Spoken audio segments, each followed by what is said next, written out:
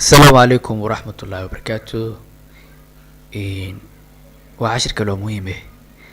عشر كم أنفع دونا أرداد بيزنس كبرتا سيدا دتك MBA كبرتو مانجمنت كدت كبرتو أما HRM كماركتينج كفاينانس كدت كبرتو وحاجرو ويب سايت ما شاء الله وكعاونا إنا محلها articles في عن عايشد أما كورسوين دمستران سالة HRM book oo dhammaystiran camal inaa heshid oo u qoran qaab article leh.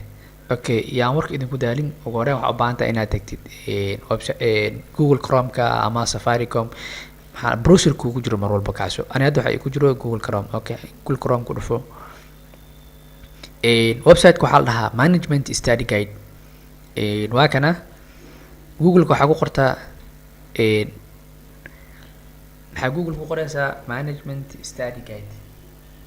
Management Study Guide waa kaasa ku dhufo wuxuu ku keeni doonaa waxyaabo badan oo ku soo baxaya laakiin linkiga ugu horeeya ee ay ku qoran tahay Management Study Guide ku dhufo kalik ku dheh kadib wuu ku furi doonaa.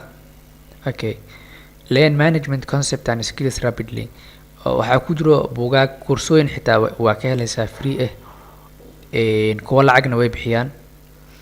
Website-ka waxaa ku jiro marka financial management ayuu course ka helay. Okay, YouTube koona geeyay ma aqaan xoogaa mobilka mashquul ah malena uu adag yahay. Waa ka laabaneynaa nugu celi meeshaan menus ku dhufo waxaa tagtaa courses ku dhufo.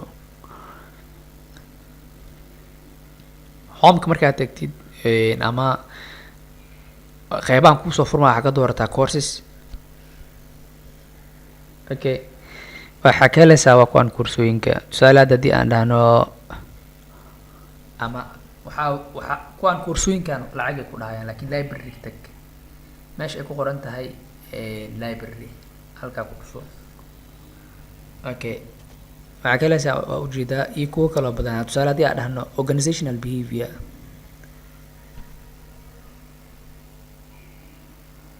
Organizational behavior waxay ka mid tahay maadooyinka MBA-ga iyo dadka business-ka barto.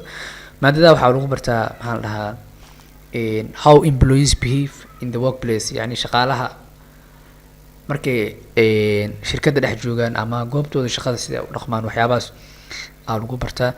Okay, hadda waa management basics waa kana management function planning organizing staffing controlling yani waxaa ka helaysaa articles oo si fiican loo qoray oo diyaarsan.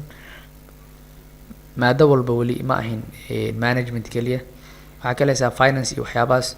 Okay, marka waa website-ka wuxuu muhiim u yahay ardayda badanaa. marka ani website-kan si fiican u akhristaa marka waxaa is dhahay saaxiibada dadka kale hadaa la wadaagta ayagana wuu anfici doonaa. Assalaamu calaykum.